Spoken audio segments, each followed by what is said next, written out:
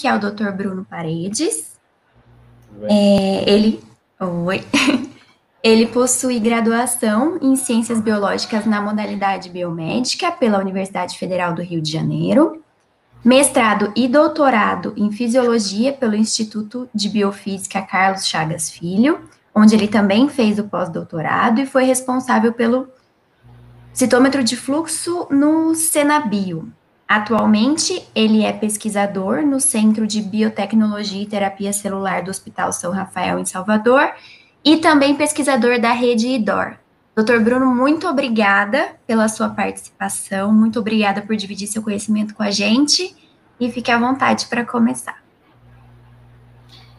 Tá certo. Bom dia, gente. Obrigado aí pela oportunidade aqui de mostrar um pouco do trabalho da gente, né?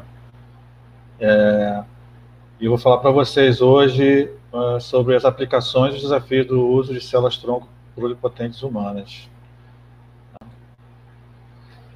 Bom, primeiro eu vou mostrar para vocês aqui como eu vou estruturar um pouco essa apresentação, tá? Eu vou falar um pouco do conceito das células-tronco pluripotentes e também da obtenção dessas células. A produção, no caso, então, de como se faz, como se gera essas PS6, mais focado nas pluripotentes induzidas. Os projetos em andamento que a gente tem aqui no nosso laboratório, né, de modelagem de doenças, ensaios farmacológicos, e desafios e perspectivas para aplicações em medicina regenerativa. E, por último, uma visão aí que a gente pode ter de um futuro talvez não muito distante, por isso que eu coloquei aqui uma interrogação. Bom, então vamos lá. E determina a identidade de uma célula, né? Vocês podem ver aqui 3 imunofluorescências bem bacanas, não são minhas, tá? Mas são bem bacanas aqui, mostrando o cardiomiócito, o neurônio, e aqui, se não me engano, acho que é o alvéolo pulmonar, tá? Como é que elas chegam até esse ponto, né? Como é que elas se desenvolvem até se tornarem adultas, né? Essas células especializadas. E aí a gente chega num conceito do dinamismo da potência celular, né? Que é bem mais didático mostrar aqui pelo terreno de Waddington.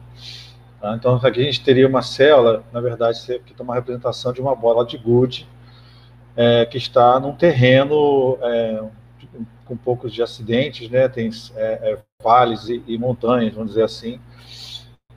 E daí que a gente não sabe para onde essa bola de gude vai, né?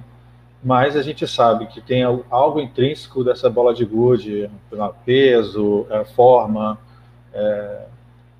dessa bola de gude, e também tem o terreno, né, que vai influenciar nessa chegada até um ponto final.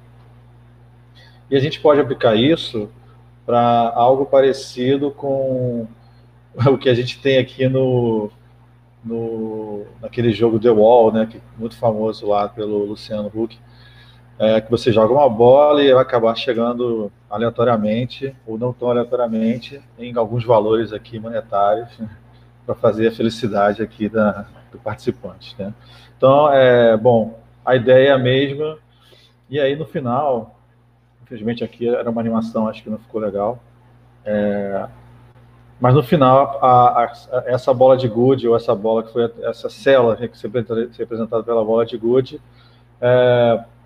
poderia então se desenvolver a diversas células do tecido, né, cardiomiócitos, células do sangue, neurônios, enfim, diferentes fenótipos. Ela sai de um fenótipo de pluripotência e chega ao fenótipo de unipotência, adulto, então. Então, a gente tem essa ideia aqui para mostrar para vocês esse potencial, né, de desenvolvimento das células que a gente chama, né, de estado de potência. A totipotente, a o zigoto, ela pode dar tudo para desenvolver o organismo, né? As pluripotentes também. E aí tem aqui do lado à direita tudo isso aqui, perdão, desculpa, tudo que está aqui na esquerda está relacionado à célula, tá? Ao que tem dentro da célula, então seria os genes, né? E no caso aqui, seria na direita, seria o estado epigenético que essa célula se encontra, ou seja, tudo que, vamos dizer, que pode ser representado pelo terreno, são as ações, as forças epigenéticas, né, fora dos genes que podem estar atuando para que ela chegue no fenótipo final. Tá? Bom, e a grande questão é, será que depois de ela diferenciar totalmente, é possível que ela volte a um estado de pluripotência? Né? E aí a gente chega então nas células tronco pluripotentes. A gente consegue sim fazer com que essas células retornem a um estado rejuvenescido, vamos dizer assim, né? E eu vou mostrar para vocês logo adiante como é que foi feito isso, tá? Mas a princípio a gente pode falar das células tronco embrionárias, né? E essas células tronco embrionárias são pluripotentes, retiradas do blastocisto e cultivadas, colocadas em cultura, né? E o que foi observado nessas células tronco pluripotentes é que elas têm uma capacidade de autorrenovação praticamente ilimitada, elas não se tornam senescentes, elas têm a capacidade de se manter pluripotentes, né, em cultura, e também tem a capacidade de diferenciação quando a gente induz essa diferenciação, né? E essa diferenciação são os três floretes embrionários, né? Endoderma, mesoderma e ectoderma. E aí daí a gente tem as potenciais aplicações, pode ser usadas para modelagem de doenças, descoberta de drogas, o estudo da biologia do desenvolvimento e medicina regenerativa. Bom, então, como eu estava falando aqui, o método de derivação de células tronco pluripotentes, né, foi feito inicialmente com a retirada das células do blastocisto, né, da massa celular interna do blastocisto, né, que foi colocada em cultura, e a gente tem então o que chama linhagem de célula-tronco embrionária. Né? Isso aqui tem uma repercussão um pouco negativa eticamente, porque você tem que trabalhar com embriões descartados, enfim, a gente tem essas questões éticas. E daí que, recentemente, foi possível, então, utilizar células somáticas, transferindo fatores de transcrição que permitam que essa célula retorne ao estado parecido com o estado embrionário, né? E elas são chamadas, então, de células-tronco de pluripotência induzida ou pluripotentes induzidas. Tá? Quem fez isso, então, essa tecnologia desenvolvida foi no laboratório do Shinya Yamanaka, que conseguiu obteve primeiro isso em camundongos, né? Depois, com outro grupo em colaboração, conseguiu fazer isso também em células humanas, né?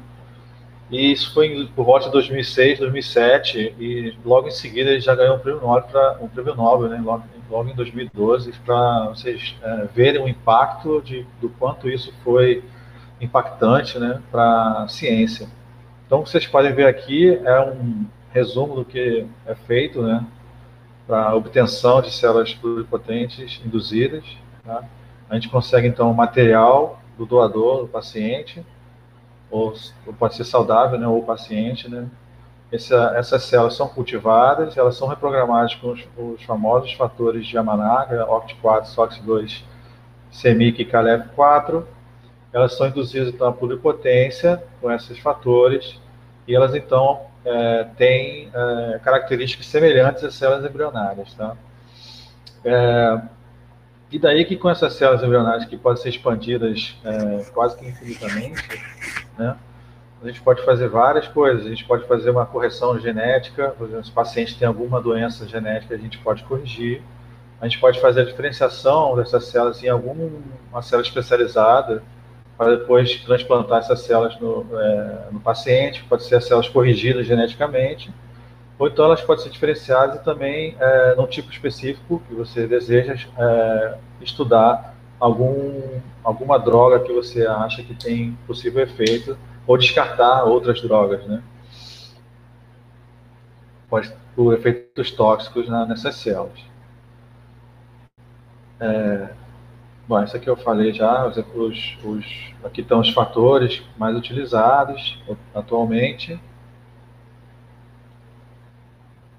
Aqui, então, para mostrar para vocês que não só se faz a reprogramação utilizando esses fatores, ou seja, a tecnologia vem evoluindo bastante. Então, também é possível fazer isso, essa reprogramação com microRNAs, tá? A gente, então, transfecta esses microRNAs que estão aqui mostrados aqui, ó, MI21, MI29, tem diversos microRNAs que a gente pode usar para reprogramação que induzem, então, a célula a rejuvenescimento. Além disso, a gente também tem outros fatores que podem ser utilizados juntamente com os fatores de reprogramação, que tem as pequenas moléculas, por exemplo. Aqui está interessante esses círculos aqui, né, um contínuo no outro, mostrando que depois da reprogramação você tem ainda muitas células ainda que não reprogramaram, tem outras muitas células que estão só parcialmente reprogramadas, não são boas para serem utilizadas, e tem um número muito pequeno, que realmente é assim que acontece a reprogramação, só um número muito pequeno é reprogramado, que pode se tornar então IPS. E com a utilização de certas pequenas moléculas que ajudam a reprogramação, você vê que o círculo azul aqui aumentou um pouco. Ainda assim é um pouco, mas dá para ter bastante célula para trabalhar. Outra coisa que a gente pode usar também são fatores que influenciam na ação, na epigenética, né? Por exemplo, aqui a deacetilase, que vai ajudar a abrir alguns cromossomos, tá? Para facilitar essa reprogramação. E aí você vê, então, quando não tem essa ação sobre a deacetilase, estando a deacetilase, você tem algum baixo número de IPS, e quando você tem algum fator ajudando, você tem um aumento do número de células IPS reprogramadas. Aqui também estou mostrando algumas outras pequenas moléculas que ajudam nesse processo, nesse caminho aqui até da célula adulta até a reprogramação, a célula pluripotente, tá? É só para mostrar para você a quantidade de moléculas que tem, que pode ser usada em diversos passos da reprogramação, tá? Inclusive, até essas mesmas moléculas podem ser usadas para diferenciação, mas aqui, no caso, estou mostrando só a reprogramação. Então, a gente se pergunta, será que existe um método ideal para reprogramação? Então, o método ideal para a gente seria que ela não modifique o genoma, é aplicável a diferentes tipos de células, tem boa eficiência. Vocês viram que é baixíssimo o número de células é reprogramado, então quanto maior o número de células que a gente conseguir, melhor. É de curta duração, ou seja, não demora tanto para reprogramar. É custo efetivo, a parte econômica é sempre importante para a gente. E, por fim, isso aqui se segue os padrões de práticas GMP, né? Isso aqui é importante se a gente for pensar na utilização das células para fins de medicina regenerativa, ou seja, aplicação direta em pacientes, tá? E, bom, no início, o Yamanaka ele usou um vírus que era integrativo, acho que não está nem descrito aqui, mas depois isso foi evoluindo, foram utilizando então outros vírus integrativos, como lentevírus, retrovírus, tá? E por fim, isso foi evoluindo até sistemas não integrativos de reprogramação. Então, se você for ver essa barrinha aqui de segurança, você pode observar que esses métodos integrativos eles são pouco seguros, né, enquanto os métodos não integrativos são mais seguros. Isso por quê? Porque se você está usando um método integrativo, você pode causar alguma alteração no DNA dessa célula que você quer reprogramar, e isso pode vir a se tornar um problema depois. Então, o importante, o ideal é que você não tenha nada integrativo, né, que não prejudique a segurança, tá? A gente tem usado no nosso laboratório os vetores episoomais e o vírus Sendai, tá? apesar de ser um vírus, ele ainda assim é seguro, tá, gente? Então, vocês podem ver aqui, ó, a eficiência de cada método é muito baixa, tá? Embora aqui esse antivírus com microRNA seja bem bom, tá? Mas não é aplicado em todas as células, por exemplo. Então, cada coisa tem um lado bom e um lado ruim, né? Um pró e um contra. O que a gente tem usado é esse aqui, episomal e Sendai vírus. Você vê que o percentual é muito baixo mesmo. Que para a gente, na verdade, não é tão ruim isso, porque senão a gente também fica com muita célula para trabalhar, o que é muito custoso. Então a gente tem que selecionar as células, no final das contas, achar as células de melhor qualidade para poder trabalhar. Então, diante dessa nova tecnologia, né, foi solicitado que a gente aqui no nosso laboratório estabelecesse então uma plataforma de produção de IPS aqui, né? E daí começamos então a estabelecer essa plataforma, tá? Para a gente poder então ter células que a gente pudesse fazer modelagem de doenças, desenvolvimento de drogas e terapias celulares, né? E os objetivos então que a gente tinha é estabelecer a plataforma, implantar condições de cultivo e reprogramação que fossem possíveis para uso clínico e estabelecer protocolos de diferenciação e testes de high content screening, focando em ensaios toxicológicos e farmacológicos. Então, para começar aqui, esse é o grupo, né, daqui do CBTC, o Centro de Biotecnologia e Terapia Celular, tá? E aqui está o fluxo de trabalho que a gente desenvolveu, né? A gente solicita ao doador, o paciente, que assine o termo de consentimento, a gente faz a coleta de amostra, faz o isolamento das células somáticas desse paciente que a gente coletou, faz a reprogramação, né? A gente faz então a seleção das células IPS que a gente quer trabalhar, faz o picking, que é a coleta dessas colônias, faz a expansão, caracterização e preservação, né? Além disso, a gente faz um monitoramento para saber se as células estão todas bem, né? Faz o cariótipo das células, faz a imunofluorescência, ou fax para a gente analisar os marcadores de pluripotência, PCR também para marcadores de pluripotência, e sais de diferenciação, e o muito importante também para monitoramento se a célula está contaminada ou não com micoplasma, ou seja, a gente não quer que ela esteja contaminada. Aqui está são os vetores que a gente usa, são realmente os vetores de Yamanaka, tá? Com o OCT4, o SOX2 CARF4, os plasmídeos, né? O Lig28 e o EBNA1, e a gente faz ele por nucleofecção, usando o equipamento Nucleofecto 4D. A gente conseguiu estabelecer esse protocolo muito bem no nosso laboratório, funcionou para praticamente todas as nossas reprogramações.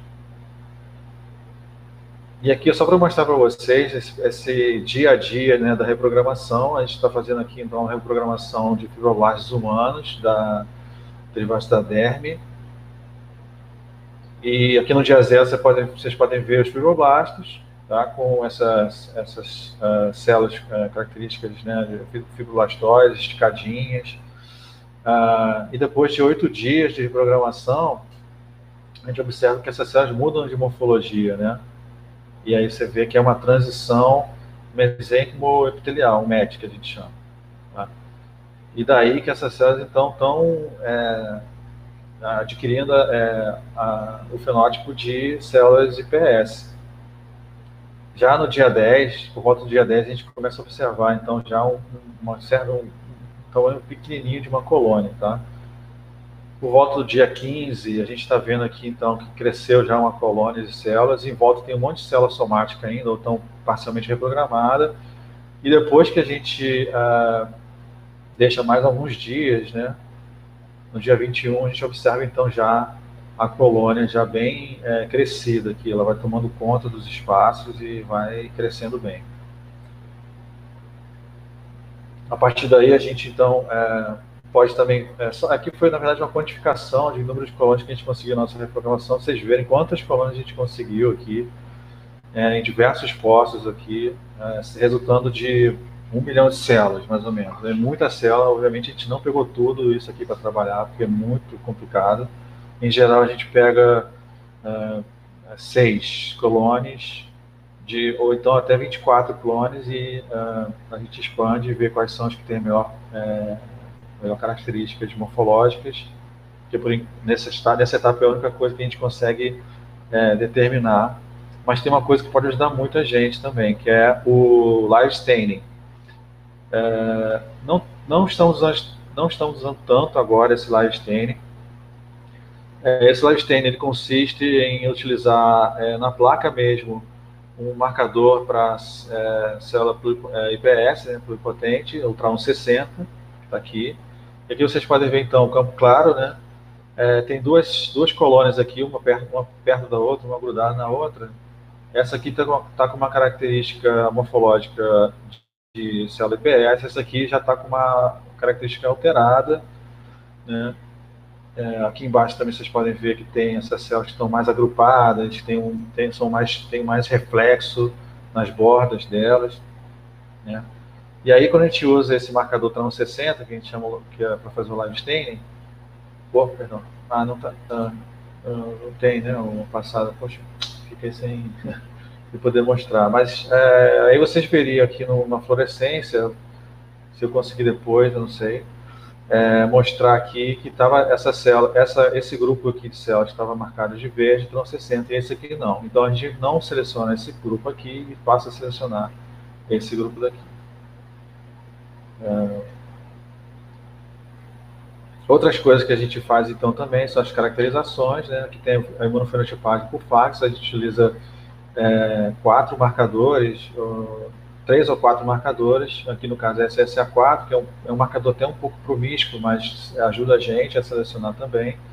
O TRAN 60, como eu tinha dito anteriormente, o OCT 3 e 4 e o CD15. Na verdade, esse é um marcador que tem que ser negativo, quanto menos melhor.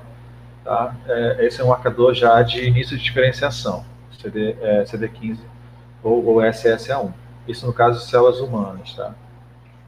Aqui na imunofluorescência, vocês podem ver o SSA3, o OCT4, o SSA4 e NANOG. Tá? Esses dois aqui da esquerda são citoplasmáticos, ou da membrana, perdão, são da membrana, e esses daqui da direita são nucleares.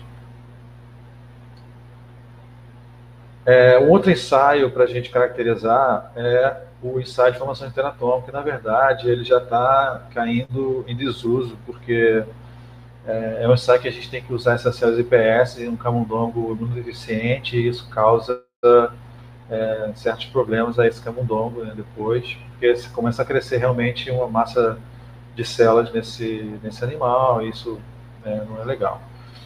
Então, é só para mostrar para vocês que existe essa técnica, né, para vocês verem que tem a formação de tecido ectodermo, de mesodermo e endodermo, mas agora a gente tem usado mais mesmo a formação de corpos embrióides, tá?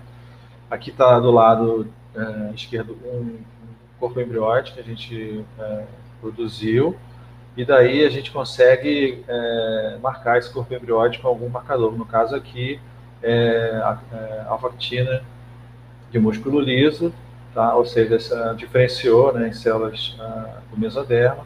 Ou então a gente pode fazer o PCR aqui para FP, SOX1 Brachyury, o FP para endoderma, SOX1 para ectoderma, Brachyury para mesoderma, tá? Mostrando que nesse corpo embrióide a gente conseguiu diferenciar a célula nos 3 floretes embrionários, mostrando que ela tem a capacidade de diferenciação boa. E aí, por fim, então, depois de todo caracterizado, nós geramos IPS. Aqui está uma foto de Yamanashi super feliz, deve ter sido no dia que ele conseguiu publicar o artigo dele. Bom, essas células que foram, essa tecnologia que a gente implantou no nosso laboratório, né, foi também resultou nas células que a gente produziu, que a gente acabou enviando então para o biobanco de IPS, tá? Vocês podem ver que tem aqui, são células que estão disponíveis no banco para quem quiser utilizar, o pesquisador quiser utilizar. tem células de vários grupos, a gente não fez isso tudo aqui, são vários grupos que fizeram, a gente foi responsável pelas células para a produção das células derivadas de pacientes com anemia falciforme. Eu vou falar um pouquinho para vocês disso aqui. Então, a doença anemia falciforme, né, é uma doença genética e hereditária, mais comum no Brasil e no mundo, mais comuns, né? Nos Estados Unidos, mais de 100 mil pessoas são afetadas, tem uma mortalidade anual de 4% e os custos anuais de 1,1 bilhões de dólares, tá? Segundo esse autor aqui, Calvo.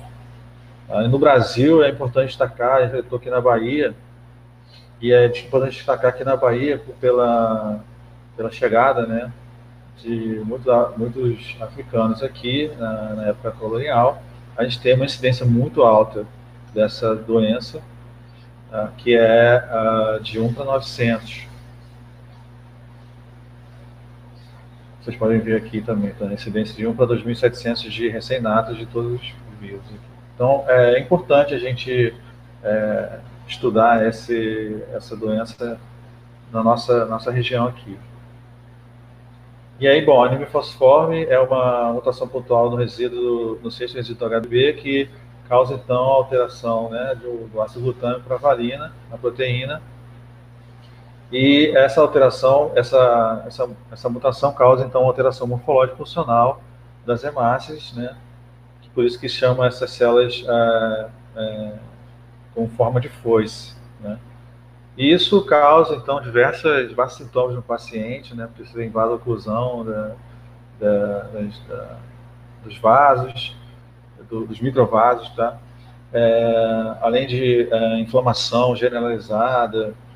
Então, isso é uma doença muito forte, né, no paciente. Determinados sintomas podem ser febre, desidratação, hipóxia, baixa produção de exercício físico, qualquer coisa. Essas coisas podem afetar aqui também, né? O exercício físico afeta, a mudança climática afeta, estresse, qualquer infecção pode afetar o paciente. Eles estão mais suscetíveis, né? Deixa eu passar essa aqui, senão eu vou demorar. Bom, e aí, com modelos clássicos que tem atualmente, são modelos que usam a linhagem de célula imortalizada, essa K562, né? Só que ela pode apresentar diversas anormalidades cromossômicas, já expressa altos níveis de hemoglobina fetal e não representa a diversidade genética da população. Outro modelo clássico é usar células CD34 positivas primárias, né? São as células tronco hematopoéticas, né, que a gente pode mobilizar por GCSF, mas elas não são tão expansivas, tem um limite de expansão. O interessante é que ela já tem esse perfil adulto, né, da hemoglobina A. E também tem um modelo animal do camundongo de Berkeley-Towns. Então, entramos aí com a IPS, né, para a gente tentar usar como modelo, né. A gente pode gerar diferentes IPS, diferentes pacientes que têm apótipos diferentes, que afetam a gravidade da doença. E a gente pode triar, então, também drogas com diferentes backgrounds genéticos, né? Desenvolver terapias específicas para os pacientes e também fazer estudo da edição genômica e terapia celular. Como é que seria feito isso, né? Então, aqui a questão do uso para teste toxicológico, né? A gente diferencia essas IPS nas células que a gente quer, por exemplo, aqui células do sangue, os eritrócitos, ou então a gente pode diferenciar para hepatócitos, faz um screening, né, toxicológico, ou então um screening alvo de célula, e a gente pode ver, então, novos indutores de hemoglobina fetal, ou então de agentes de expansão dessas células e patógenos que podem ser derivados de célula, de sangue, ou então ver também nos hepatócitos, ver como é que está o metabolismo dessas células frente, né, a essa droga utilizada, o perfil das enzimas P450, então, e, portanto, a toxicidade dessa droga. E a gente pode ver aqui, por exemplo, isso aqui é uma ideia utilizada para camundongo, né, com o modelo de um camundongo anemia falciforme, mas pode ser totalmente aplicada também para humanos ou pacientes com célula com doença falciforme, né? A gente coleta aqui células da pele ou do sangue, enfim, qualquer origem que a gente queira reprogramar, faz a reprogramação. Todas essas células são caracterizadas, são verificadas que são idênticas geneticamente. Podemos fazer a correção, então, daquela mutação pontual que tem, né, das células da anemia falciforme. Daí a gente, então, com as células corrigidas, a gente expande essas células, pode diferenciar essas células em células CDT4, células tronco hematopoéticas, fazer a repopulação da medula óssea desse animal. Então, e depois que a gente fizer o transplante, esse animal fica recuperado da doença. Inclusive, até já tem estudos utilizando o transplante de célula-tronco hematopoética para fazer essa recuperação de pacientes. Tá? Não são derivadas de IPS essas células, mas é uma coisa bem bacana que está sendo feita já. Bom, daí que a gente, então, gerou 3 linhagens de 3 pacientes, então, né, com doença, com anemia falciforme, tá? Que resultou nesse artigo aqui. E também fizemos os controles, são 3 controles pareados em sexo, idade, também. E aqui para mostrar para vocês tudo que a gente fez, né? A gente, no caso, fez pelo sangue,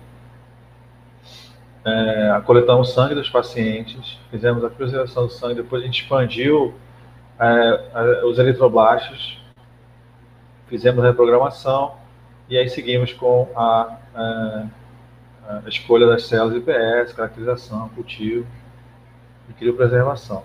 Só para mostrar para vocês aqui, né, que a gente utilizou alguns meios, né, disponibilizados pela analítica, como no caso aqui o StemSpan e o ReproTeaser, que são da Stem Cell Technology. Foi muito útil para a gente, ajudou bastante. Né? E aqui o tempo que leva, né, para vocês verem aqui, a gente começa do dia 12 até o dia 14, é quase um mês, e daí a gente vai seguindo na manutenção, levando as células para frente. E aí a gente tem que fazer todas as caracterizações. Nesse artigo, eles exigem que a gente mostre tudo que a gente fez de caracterização para essas células. Então, a gente viu a morfologia das células, a gente viu a marcação para TRA 60, viu a marcação para marcadores pluripotentes na imunofluorescência, o PCR, demonstrando que tinha alteração ainda, a mutação estava presente, isso é importante, porque pode acontecer, não é que acontece, mas pode acontecer na reprogramação a célula corrigir aquele erro. Né?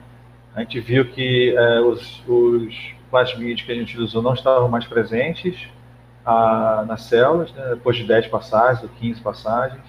O cariótipo dessas células estava ok, e a gente fez os corpos embrióides que estão aqui, e avaliamos que os 3 folhetos, que foi possível fazer a diferenciação dos 3 folhetos embrionários por PCR, né, e também por imunofluorescência. A mesma coisa a gente visualizou aqui nos controles.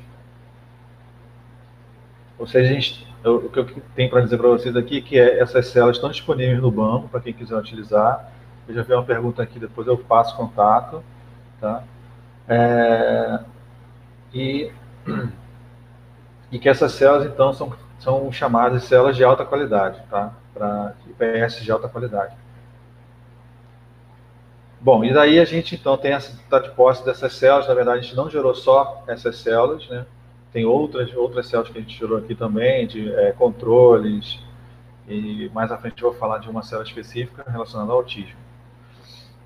Então, quem está de posse dessa tecnologia, a gente conseguiu gerar células, e agora, então, a gente tem que partir para fazer os nossos modelos, fazendo as diferenciações. Tá? Então, tem um projeto aqui, um programa da Nova Fiocruz, que a nossa mestranda Gabriela Martins está participando, que ela está fazendo, então, a diferenciação das EPS, dessas células de anemia falciforme e dos controles para geração de eritroblastos, tá? Para a gente poder fazer, então, um teste farmacológico. Vocês podem ver aqui também que dentre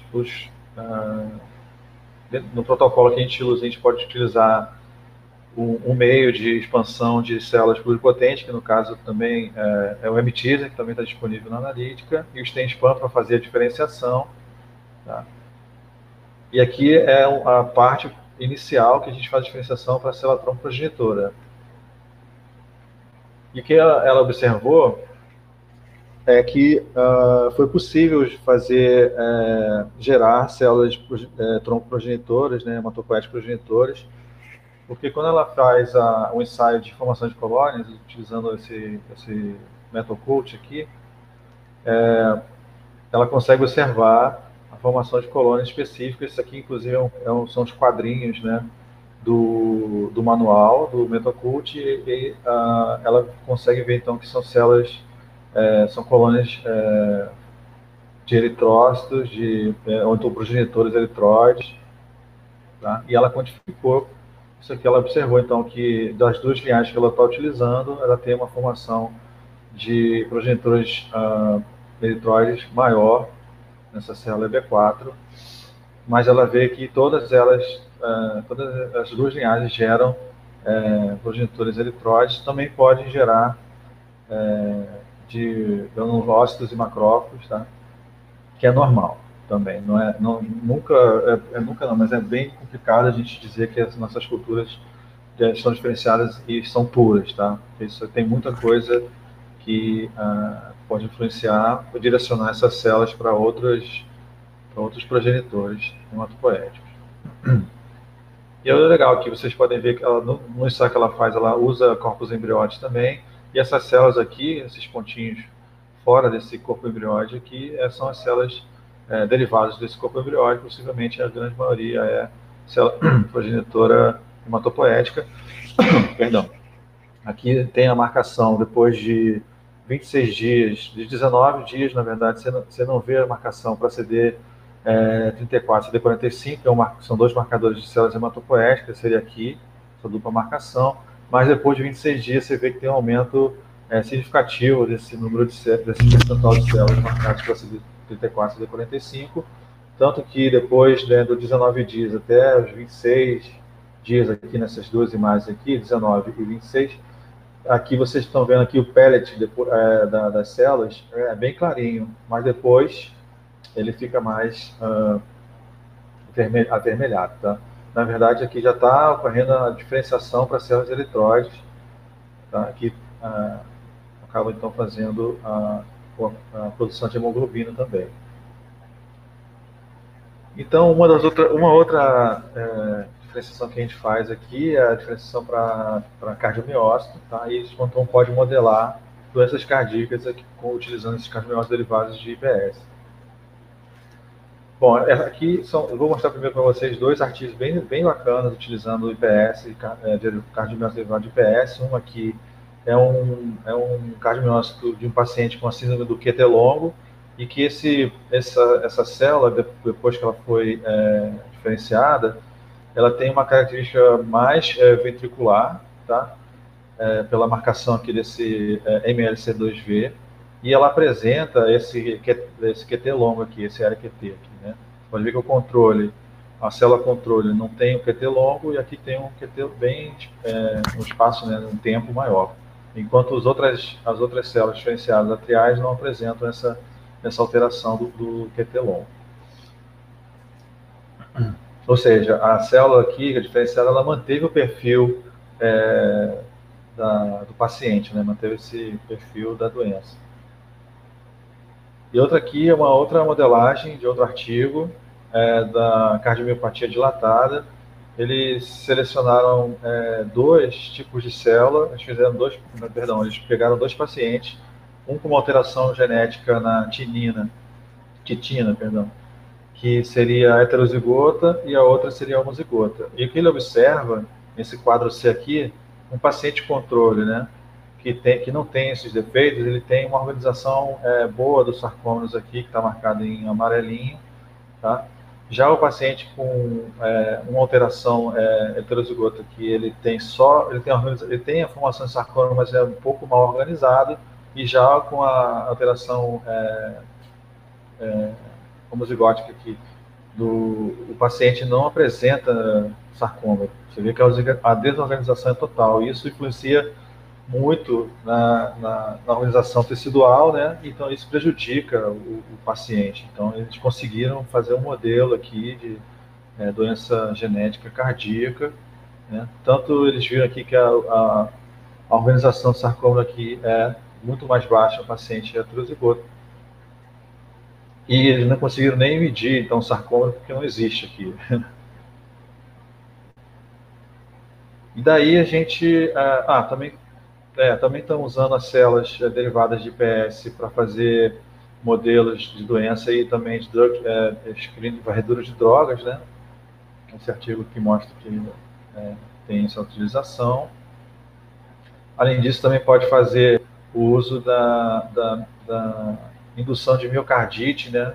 Para verificar se alguma droga inibe essa ação do vírus, desse Coxsackie vírus B3.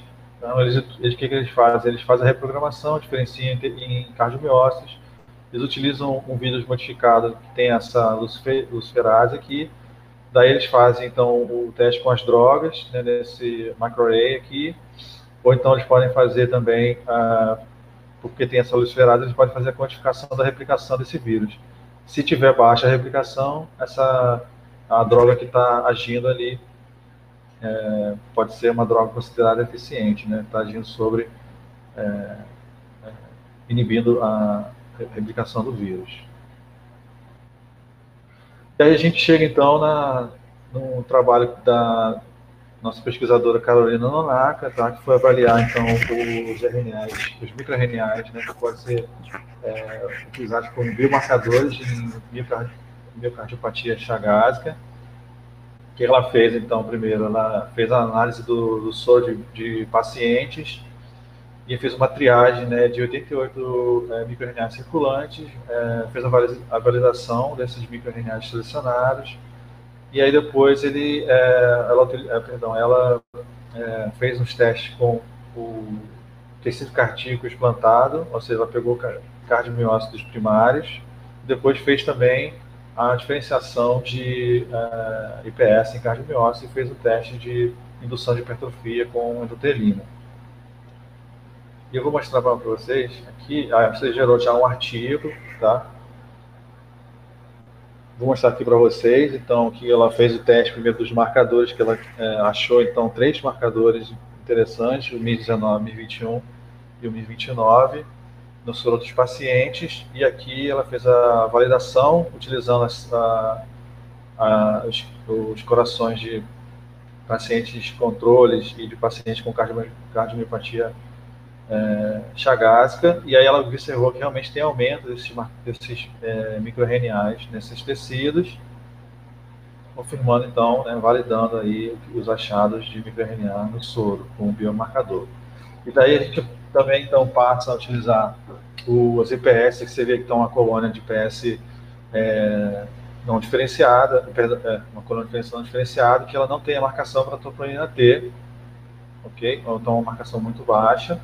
E depois diferenciada está aqui a célula diferenciada em cardiomiócito, ela toma essa estrutura aqui, e você vê então que tem um aumento da marcação de troponina T cardíaca, né, que vai até uns 80, já conseguimos até mais eficiência na diferenciação. Poxa, aqui tem um vídeo muito legal da gente, mas infelizmente acho que não vou conseguir mostrar, não sei. Depois, se o pessoal quiser ver, mas aqui a gente vê então que a célula na cultura, as células estão contraindo, tá? E é muito bacana isso. Depois a gente pode até ver um link em algum lugar que mostre isso. Mas também a gente está vendo aqui pela fluorescência, imunofluorescência, né, que ela marca essas células que a gente diferenciou, elas marcam para actinina alfa, também para troponina cardíaca e GATA4, você vê uma marcação nuclear de GATA4, e também para miosina. E daí o teste que ela fez para a hipertrofia foi utilizando a endotelina, que pode causar, então, nas células cardíacas um estresse, né, cardíaco. Quando ela fez o teste com a endotelina, ela também fez os controles, ela analisou um marcador, que é o BNP, ou ProBNP, que é um marcador de estresse cardíaco, e ela verificou que com a endotelina realmente você tem um aumento do BNP e do ProBNP, além de ter visto, então, uma alteração morfológica que a gente consegue medir aqui por um equipamento de High Content Screening. Ela viu que teve uma hipertrofia, um leve aumento do tamanho das células, tá? E confirmou também que com a endotelina a gente vê o aumento desses marcadores aqui, 19, 21 e 29, que é o que ela tinha testado antes nos pacientes chagados, confirmando esses marcadores aí, esses biomarcadores. Outra coisa que a gente tem feito no laboratório é a derivação dessas células para células neuroprogenitoras, tá? Vocês podem ver aqui, então, que elas têm um perfil de neuroprogenitor, ela começa a formar o que a gente chama de rosetas, e a gente vê aqui, então, a marcação para anestina em verde, de SOX2, e a sobreposição, você vê que tem uma roseta aqui, que a gente chama, isso é como se fosse um ninho de células neuroprogenitoras. Daí que a gente consegue, essas neuroprogenitoras, a gente consegue congelar essas células e depois utilizar para fazer a diferenciação neural, tá? Utilizando meios específicos. E no final a gente consegue, então, mostrar aqui os neurônios, tá? E os marcadores de neurônios MAP2, TUG1 e DCX, do Curtinho, dizendo para a gente que temos, então, neurônios, produzimos neurônios aqui. E aí uma das coisas interessantes foi que na época que surgiu lá, acho que 2015, se não me engano, a gente voltou nosso foco aqui para os estudos com Zika, e estava toda aquela repercussão da infecção, né, dos bebês com microcefalia, né? E aí então vários artigos começaram a ser publicados. E a gente mostra aqui também nesse artigo aqui, nesse artigo aqui, a gente mostra que o número de células progenitoras é bem menor, né? Esse marcador TUG1 aparece muito mais, e esse MAP2 também aparece muito mais frente à infecção de Zika, indicando que teve uma perda de neurônios progenitores, de progenitores, tá? E aqui a gente viu também que a quantificação dessas imagens de fluorescência, a gente vê que quando as células são neuroprogenitoras, elas são mais infectadas por Zika. O percentual de células infectadas é maior, né, para neuroprogenitoras do que para neurônios. Ou seja, tem uma preferência do Zika vírus para infectar por células progenitoras neurais. Isso aí o que pode também dizer por que acontece a microcefalia, né? Já que no desenvolvimento a grande maioria das células lá são progenitoras. Você tem um prejuízo das células progenitoras e aí você não tem, então, desenvolvimento correto do feto. Isso aí também um outro artigo mostrando aqui quais foram os mecanismos, né, do vírus, né, para causar toda essa repercussão nas células progenitoras neurais. Eles causam anormalidades na mitose e também causam morte celular por apoptose. Tá. Essa aqui é a imagem do artigo mostrando, tem muita coisa aqui que é um pouco mais complicado, mas eu acho que é interessante mostrar que tem um aumento, né, da caspase aqui, mostrando que você tem, então, um perfil que está indo no caminho da apoptose mesmo. Aqui também você pode ver que as células infectadas por Zika estão com marcação para anexina e PI aumentada, aqui duplo marcado, indicando que está acontecendo apoptose nessas células. Uma coisa interessante é que a gente utilizou um fármaco chamado Zevad e que diminuía essa infecção.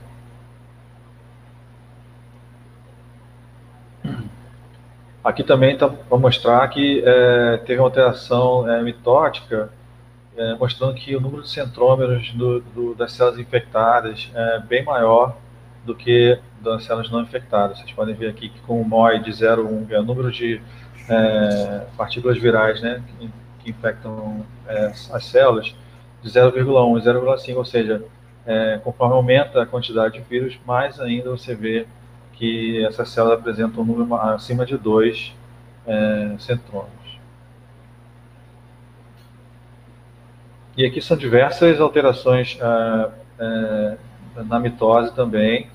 Aqui tem uma divisão que está com um micronúcleo aqui, uma divisão estranhíssima aqui em 3. Né? Então você vê que a repercussão é bem impactante, né, nas células progenitoras neurais. Tá? Aí você vê aqui que o percentual de células com mitoses aberrantes é muito maior nas células infectadas com Zika.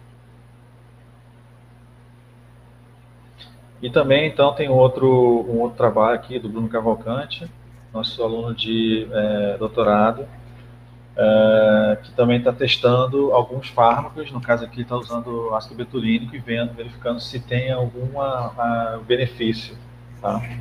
Com frente à infecção por Zika.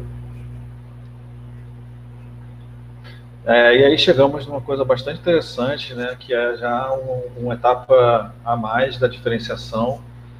Seria, vamos dizer assim, uma implementação, né, do cultivo dessas células IPS, que seria a utilização do cultivo 3D, que vai acabar formando, então, no caso aqui das células neurais, né, os organóides cerebrais. Vocês podem ver aqui, né, que tem uma organização a ser seguida, e essas células que estão, esses organóides aqui, eles, em alguns casos, tendem a seguir essa orientação de desenvolvimento aqui, formando, né, as regiões aqui do subventricular, cortical, conforme também se observa no desenvolvimento humano.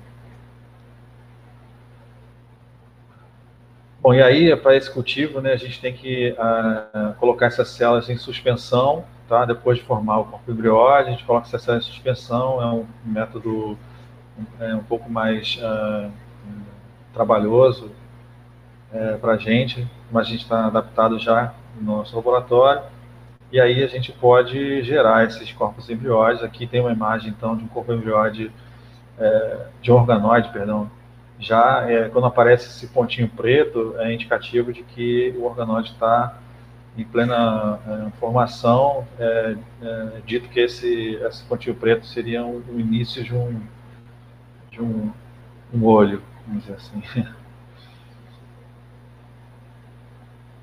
E aí, como eu tinha falado para vocês, né, a gente, como está trabalhando com células neurais, a gente está interessado, então, em pacientes autistas, e aí a gente conseguiu gerar, então, uma linhagem que tem uma deficiência nesse canal de sódio, chamada SCN2A, tá? Paciente autista. Acho que eu pulei aqui. Vocês verem aqui como é que está a nossa cultura de organoide. Tá?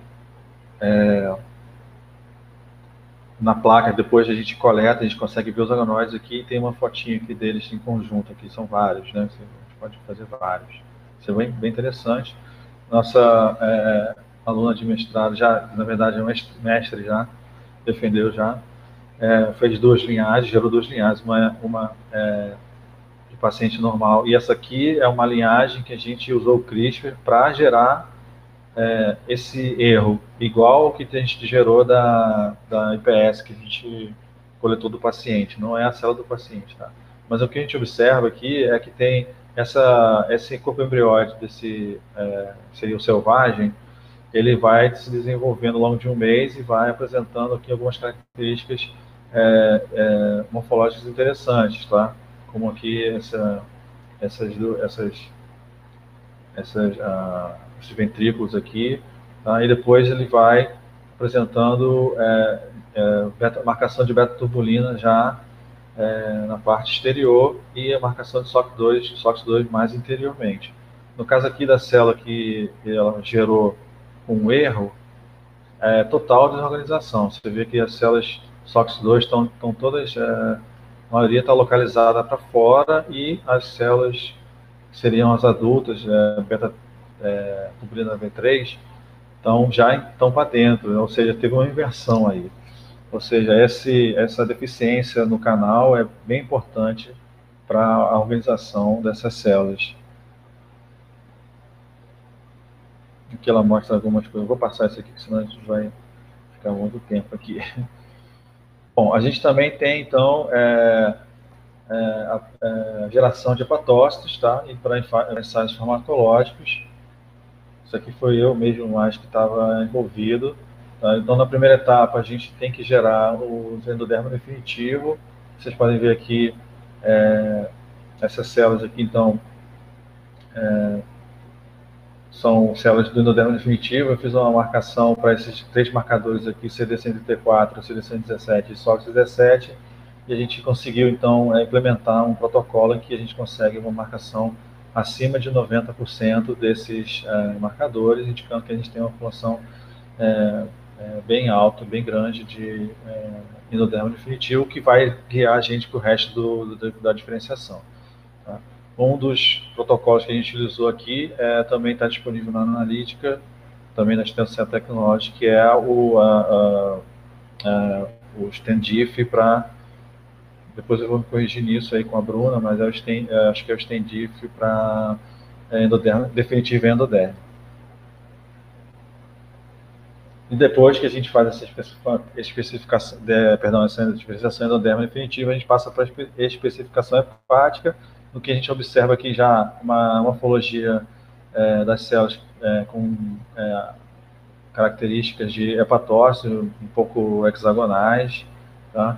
Quando a gente faz a marcação para alfa-fetoproteína e HNF3-beta, que são marcadores de progenitores hepáticos, a gente consegue observar que está bem marcado aqui, de laranja, e também consegue ver a marcação para albumina. Tá?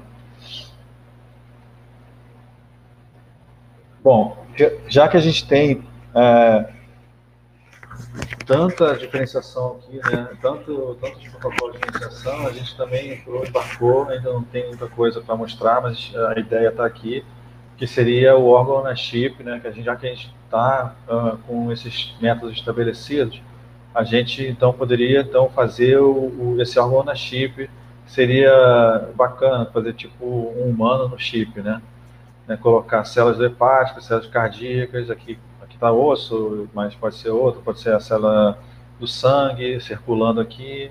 Então a gente tem essa possibilidade aí, que é uma coisa interessante, mas a gente ainda não está com muita coisa para mostrar aqui para vocês. Mas essa é uma ideia bem legal, que também pode ser usada para testar multifatores, né? Sendo uma coisa bem mais complexa. Bom, e aí vou entrar nos desafios e perspectivas das IPS em medicina regenerativa. Se eu consigo falar isso aqui um pouco mais rápido. Bom, a gente tem aqui no laboratório, além das células pluripotentes, a gente também trabalha com as células adultas multipotentes, seriam as mesenquimais no caso. Tá? E cada uma tem uma qualidade, né? Um pró e contra. Né? Por exemplo, as células pluripotentes são mais fáceis de ser editadas, fazer edição gênica, né? Enquanto as mesenquimais não, e as mesenquimais podem entrar em senescência, mas elas são mais seguras também para ser usadas, porque elas não se replicam muito, né? O efeito delas é mais parácrino, tá? Estão me ouvindo?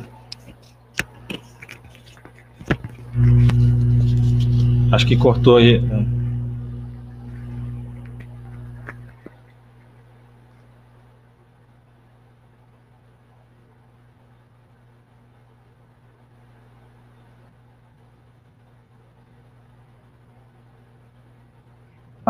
Estão ouvindo? Então tá bom. Eu vi aqui a mensagem. Certo. Beleza. Bom, já vem sendo, perdão, já vem sendo muito utilizada de mesenquimais, né, para diversas terapias celulares alternativas, né? E as IPS ainda estão começando aí porque tem a questão da segurança, né? Porque elas podem proliferar muito, podem ter muita alteração genética. Eu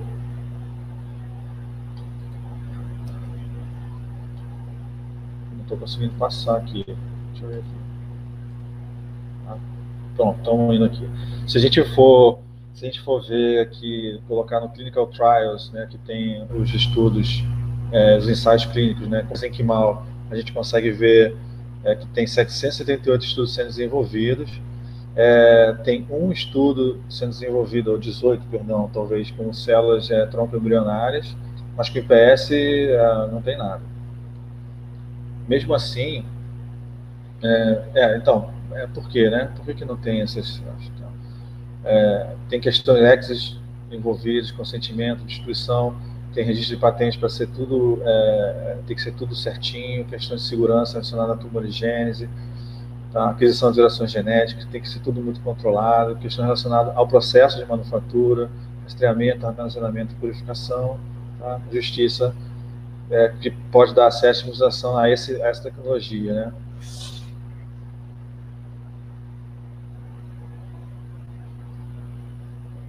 Então, aqui tem que passar por alguns processos, seleção dos animais, né, para ser usados na pesquisa pré-clínica, tá? A questão de ser usado, quais animais vão ser usados, a segurança dos estudos, a biodistribuição, se vai ter enxerto, a sobrevivência dessas células e a prova de conceito, né, que tem que mostrar se essas células funcionaram mesmo ou não. Tá? Depois da aplicação das células diferenciadas em ensaios pré-clínicos. Vou passar isso aqui. Aqui, na verdade, é para mostrar, está escondido aqui, mas é para mostrar para vocês que já lá no Japão, a maioria das coisas que eu vou mostrar aqui para vocês é do Japão, estão autorizando o uso em pequeno número de pacientes para uso de células derivadas de IPS. No caso aqui, um estudo que foi inicial, foi o primeiro, na verdade, para degeneração macular, tá? Que fizeram, então, eles criaram as IPS desse paciente, fizeram uma folha de epitélio pigmentado derivada, né, diferenciaram, e fizeram o transplante dessa folha depois da remoção desses vasos que estão crescendo desnecessariamente ali, e fizeram a implantação ali. Esse primeiro estudo aqui, ele foi interrompido, mas parece que porque não foi feita uma avaliação criteriosa das células do paciente, da fonte de células, na verdade. Parece que o paciente já tinha uma alteração genética que também se apresentou nas IPS e que essa alteração genética podia vir a causar algum problema, né? Mas eles decidiram interromper por segurança. Mas outros trabalhos, outros estudos começaram a ser liberados também para usar para doença de Parkinson. Tudo isso no Japão, viu, gente? Também para tratamento de lesões da medula espinhal. E também já até fizeram um transplante de córnea usando células reprogramadas em uma mulher. E aqui o médico disse que a visão dessa mulher melhorou significativamente depois do transplante. Além disso, também já tem alguns estudos que estão sendo liberados, tá? Para uso de células do coração. Então, já estamos chegando num ponto, num passo bem largo aí, né? E aí eu coloco aqui de um futuro não muito distante, eu vou colocar aqui uma visão que eu acho bacana para colocar as pessoas para refletir também, né? É o seguinte, a gente tem aqui a capacidade, a gente está com tecnologia para desenvolver essas células de IPS, a gente tem a capacidade de diferenciação dessas células, tá? Para formar qualquer tipo, virtualmente, né, qualquer tipo de tecido que a gente quiser, ou de célula especializada que a gente quiser. A gente pode usar, então, a engenharia tecidual, né, dessas células, utilizar algum suporte, algum biomaterial para colocar essas células, e juntamente com fatores para ajudar que essas células se mantenham. Pode ser, então, depois a gente pode acabar substituindo, né, algum tecido que venha a ser, ter falha, né, ou ficar lesionado. E, então, um dos processos que a gente faz aqui no laboratório manualmente, já hoje em dia tem um robô que pode fazer isso, mostrando que o cultivo de PS pode ser produzido em maior escala, né? Além disso, tem também agora bioreatores, ou seja, além do robô, de repente, para a gente gerar uma IPS, o robô faz isso, cultiva até certo tempo, em escala menor. Depois que a gente precisar, que seja uma escala muito grande, a gente pode colocar em bioreatores. Tá? E esses bioreatores vão gerar, sei lá, vão sair de milhões de células para bilhões de células, vamos dizer assim. E daí tem também a impressora, né, os bioprintings, né, que isso aqui não são de verdade, tá? São computação gráfica, mas tem algumas figuras que a gente pode procurar na internet aí que tem algumas coisas bem interessantes relacionadas à construção de órgãos ou de ter partes de tecido e tal, que no caso está mostrando um fígado, um coração. Então tem uma ferramenta, né? Tem essas 3 ferramentas aí. Deixa eu mostrar essa aqui, desculpa. Uma coisa interessante do bioprint, por exemplo, esse resultado aqui, ele imprimiu um tecido cardíaco vascularizado, tá? No qual ele observou que com a impressão fica muito melhor o órgão que ele está gerando. Em vez de só juntar as células na cultura, ele usa essa impressora e ele vê que a orientação dessas células é mais organizada, eles estão mais orientadas. E essa organização melhorou a contratilidade das células. Então, olha que interessante que a gente pode fazer. A gente não consegue fazendo só juntando as células, né, só colocando as células em culturas, elas até se juntam automaticamente, vamos dizer assim, mas elas não se organizam tão bem, né? A gente pode então usar uma impressora para fazer isso. E aí, então, será que é o futuro a gente construir esses tecidos, esses órgãos, né? Aí tem essa figura aqui que são os órgãos na prateleira. Você pode chegar um dia aí, fala, pô, tô precisando de um pulmão, ou tô precisando de um coração, e aí, ou então, pega uma célula minha aqui, constrói para mim, por favor, um coração novo para mim, né? Vamos ver, né? Quem sabe aí, não sei se é um futuro tão distante. Se a gente está diante de toda essa tecnologia que a gente tem agora. Bom, então aí tá aqui, né, as oportunidades para o uso das células-tronco pluripotentes, né, estabelecer métodos alternativos à experimentação animal. Isso eu nem falei muito, mas é que utilizar essas células pode acabar diminuindo o uso de células, de animais, né, porque você está modelando doenças in vitro, né, com menos complexidade, ou então até com maior complexidade se você fizer a cultura 3D, né, o organoide e tal, e isso pode favorecer o desuso, né, de animais para teste farmacológico e toxicológico.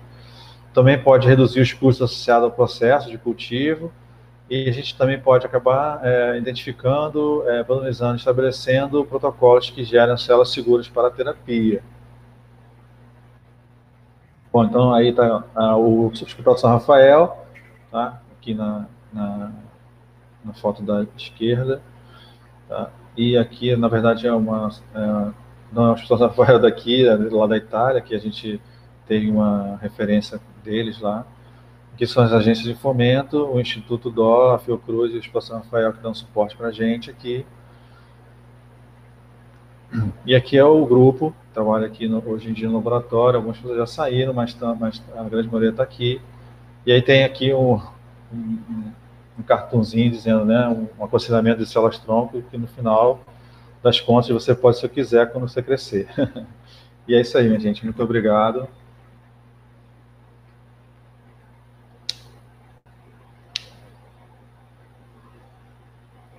Aí fica... Não sei se a Bruna está aí para abrir perguntas e respostas. Estão me ouvindo? Estou ouvindo. Muito obrigado pela apresentação, foi excelente. Essas imagens são demais, eu sou suspeita para falar, mas é lindo de ver. E acho que podemos abrir para perguntas. Lembrando que, como o Dr. Bruno falou, a gente representa exclusivamente a Stem Cell Technologies no Brasil. Então, qualquer produto que vocês precisarem, meio para expansão, diferenciação, matriz, enfim, é só entrar em contato com a gente. E eu vou deixar um questionário aqui para vocês responderem enquanto a gente faz a sessão de perguntas. Por favor, fiquem à vontade para escrever no chat.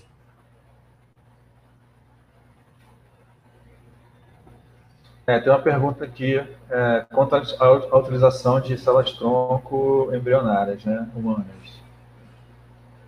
Então, eu não tenho focado muito nisso, não foquei muito nisso exatamente porque tem sido cada vez menos utilizadas essas células, né, pelas questões éticas, e acho que o IPS veio suplantar isso. Então, cada vez... Bom, pode ser que tenha um viés aqui, porque eu acabo pesquisando mais mesmo sobre as células pluripotentes induzidas, né? Mas eu tenho visto bem menos. Então, virtualmente você pode fazer as mesmas coisas que a gente está fazendo aqui com as células-tronco embrionárias, mas aí você cai depois na questão ética, né? E aí pode ser um problema. Está respondido? Tá. Né? Mais alguma pergunta, pessoal?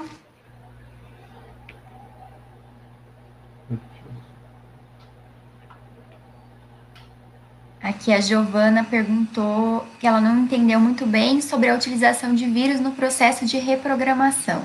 Certo. Então, assim, o Yamanaka, ele começou utilizando vírus para poder fazer a transfecção desses fatores de transcrição que faz com que a célula seja reprogramada. Tá? Eu não entrei em detalhe de como acontece, porque achei que não ia dar tempo, ia ser muito longo. Mas o que acontece no processo de programação é que esses fatores, eles dão, vamos dizer assim, que eles dão um gatilho na célula para ela mesma se reprogramar. Ou seja, esses fatores de transcrição são expressos após essa transfecção. Com o aumento dessas proteínas, desses fatores, vai fazendo com que esse tenha um feedback positivo e vai aumentando a produção endógena desses fatores. E aí você tem, então, a célula reprogramada. Tá? E aí, quando você está usando vírus, dependendo do tipo de vírus, esse vírus pode integrar esse fator, o gene desse fator, no genoma. Tá? E isso não é bom, porque pode calhar desse fator, desse gene ser encaixado em um lugar que não é bom e causar uma alteração genética importante na célula. Então, o vírus, a gente descartaria a utilização de vírus para uso clínico. Mas tem o Sendai vírus, que é um vírus que não é integrativo. Ele é um vírus, vamos dizer que ele carrega o RNA. Tem um barulho aí forte. É um vírus que carrega o RNA mensageiro desses fatores. Tá? E aí, então, você não teria um problema de inserção de genes no seu genoma, no genoma dessa célula que você está querendo reprogramar. Entendeu?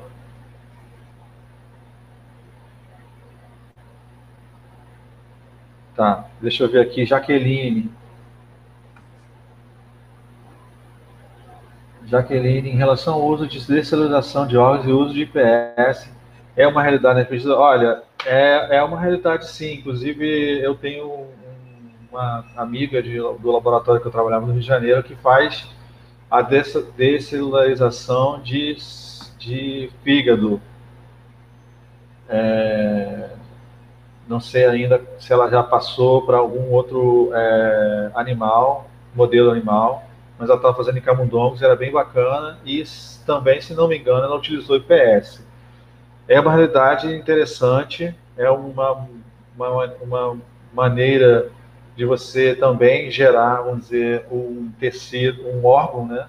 Um órgão novo, porque no caso você poderia pegar um fígado que está com cirrose ou fibrose, tirar todas as células que estão lá prejudicando o fígado e colocar células novas, né?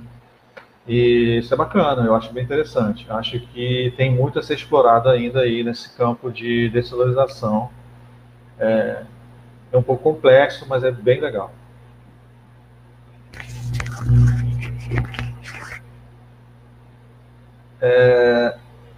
Tem uma outra pergunta aqui, a utilização de microRNA na reprogramação. Luciana, eu vou te confessar que eu nunca usei microRNA, eu só mostrei aqui, tá, para vocês. Eu já tentei usar, na verdade, RNA e não consegui fazer a reprogramação. Mas é bem trabalhoso também. Mas é um método muito seguro, porque o RNA não vai fazer aquela modificação no genoma da célula. O microRNA parece bem promissor, porque parece que a eficiência dele é bem grande, né? Eu posso depois averiguar para você, se você tiver interesse, os protocolos que utilizam esses microRNAs, e aí daí você se aprofundar mais nesse assunto. Mas é possível.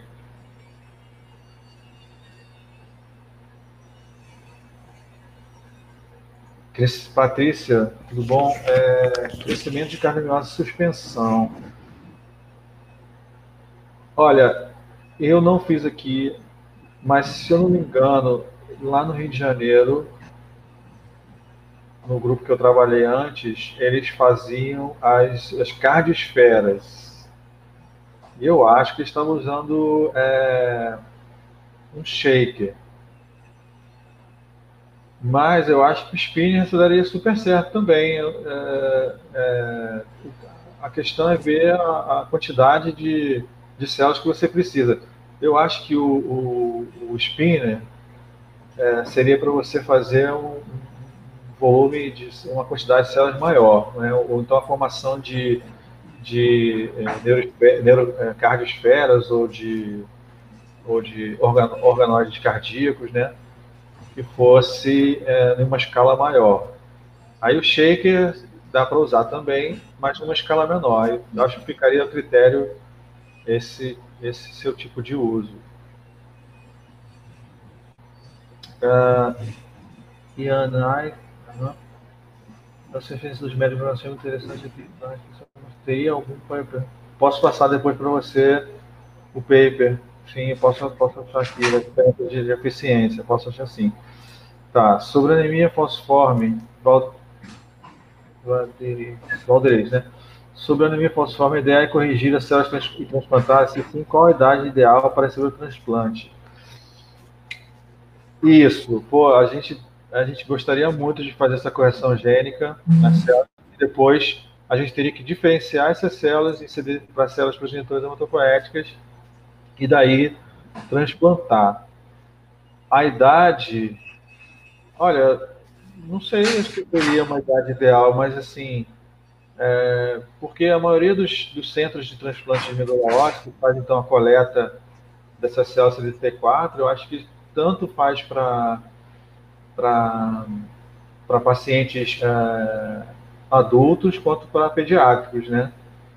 Então, assim, não vejo problema de idade nesse ponto aí, não. Talvez, não sei se a pega poderia ser menor no paciente adulto, mas isso aí realmente eu não tenho como te afirmar com certeza. Sobre anemia. Tá. Você acredita que, João, tudo bem, João? Você acredita que as metodologias de diferenciação utilizadas atualmente são satisfatórias quando comparadas ao processo ainda, não precisam desenvolver mais nessa área a partir. Excelente pergunta. Eu não consegui explorar isso, eu não consegui falar isso para vocês, mas o que a gente tem da diferenciação, na verdade, é parcialmente satisfatório. Por quê? Porque, embora a gente faça os ensaios funcionais para mostrar que a célula, por exemplo, ela está produzindo o, as moléculas cardíacas que precisam para contração, né? Ou então no fígado, as células hepáticas estão produzindo as células, as enzimas do complexo P450. Ou seja, embora a gente veja que tem marcadores funcionais, nem sempre esses marcadores funcionais são equivalentes às células primárias que a gente coloca em cultura. Ou seja, a gente pode dizer que essas células têm uma capacidade funcional diminuída, ou então elas não chegaram à maturação completa. Tá? E como é que a gente pode resolver isso? Uma coisa super bacana para resolver isso é o cultivo 3D, ou seja, a formação de organoides ou de esferoides, porque nisso as células, a gente, né, nosso organismo, ele é 3D, e então ele tem uma interação com diversos outros tipos celulares, ou até entre mesmo tipos celulares, mas ou seja, a célula está sendo rodeada, né, por outros fatores, outros estímulos, né, e isso com certeza impacta na diferenciação. Essa é uma pergunta muito boa. Eu acho super válido começar a ter investimento maior nos cultivos em 3D. O que complica nisso é a análise que você vai fazer, que vai ser muito mais complexa, né? E aí você precisa ter equipamentos, tem que ter, talvez, bioinformata, para poder fazer o processo de todos tudo que você vai conseguir, os dados que você vai conseguir. Tá? E aí o transplante quando você chegar numa conjuntura em 3D que você veja que a célula está funcionando praticamente idêntica a uma célula que está no organismo, acho que pode partir para o transplante. Ingrid, obrigado pela excelente palestra. É possível desenvolvimento de IPS a partir de células tumorais? Olha, eu já vi artigo que sim, que você pode fazer célula IPS a partir de células tumorais, tá? Mas eu não sei qual a repercussão disso aí ainda não. Eu não me aprofundei nisso não. Eu já vi, mas eu não me aprofundei nisso não. Me desculpa aí. Janaína, quais seriam algumas aplicações do uso da reprogramação na pesquisa com câncer? É sempre possível fazer organose a partir de células reprogramadas? Pesquisa com câncer, né? O que você pode... você poderia fazer uma célula programada de um paciente e talvez tentar induzir essa célula a se tornar uma célula cancerosa, né? E aí você estudar esse câncer. Mas eu acredito que talvez fazer isso aí seria um pouco acho que trabalhoso. Talvez porque as células cancerosas, em última instância, elas conseguem ter uma replicação tão parecida quanto uma célula progenitora ou embrionária até, né? Então, para o câncer, talvez fosse ideal você usar uma própria biópsia e expandir essa célula. O problema é que às vezes você não consegue estabelecer essa cultura. Mas, e daí você tendo essa cultura estabelecida, você pode fazer organoides.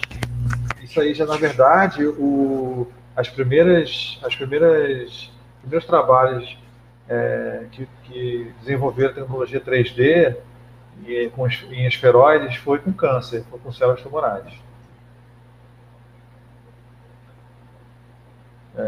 Deixa eu ver se tem mais alguma pergunta. Ah, tá. É sempre possível fazer organoides a partir de células reprogramadas?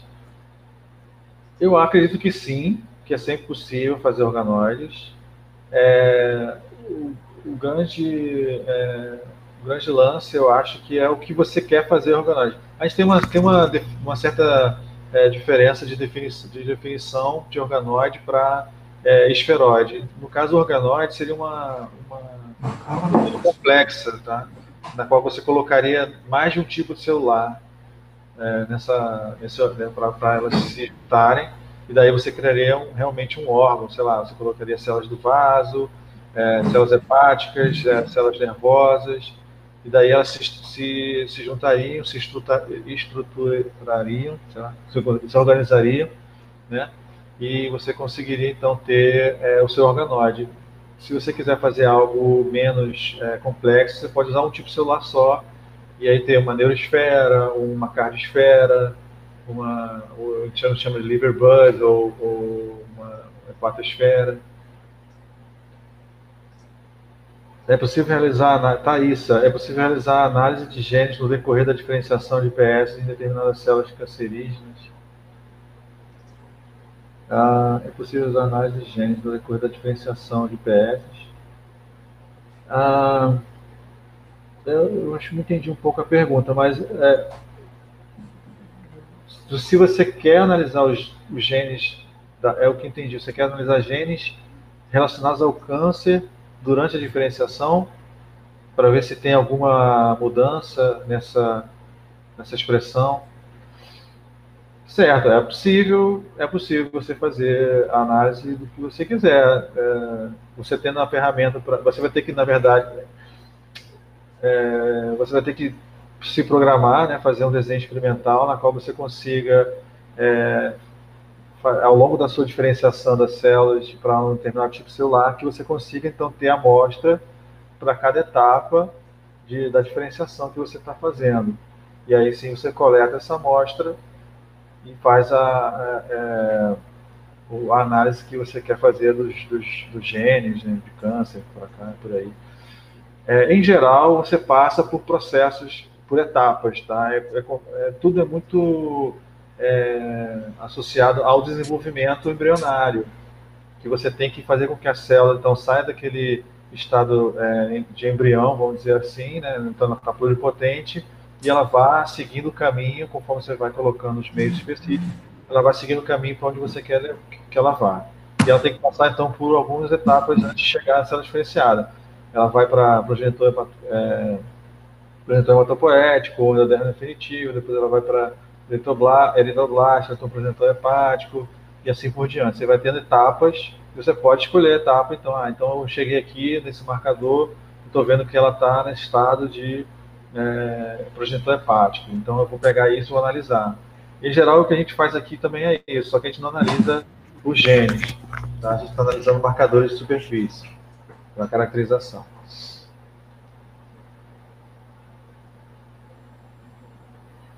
Tem mais alguma pergunta? Acho que... Não. Acho que não, né? Bom, alguém aqui pediu para divulgar os próximos eventos. É só seguir a gente nas redes sociais, no Instagram, Nova Analítica, Facebook, no LinkedIn e também no site da Analítica vocês têm a agenda de todos os eventos. E se tiverem alguma dúvida, quiserem entrar em contato com a gente, pode mandar no reagentes@novaanalitica.com.br. Eu acho que foi isso, né? Sem mais perguntas. Eu vou deixar só vou deixar aqui no chat o meu e-mail, que se alguém quiser fazer alguma pergunta ou pegar alguma coisa comigo, eu posso ajudar. Legal, obrigada. Se alguém pegou na apresentação. E é isso. É isso, pessoal. Doutor Bruno, muito obrigada de novo pela palestra, foi ótima. Obrigada a todos pela presença e até o próximo evento. Tchau, obrigada a Obrigado. todos. Tchau, tchau.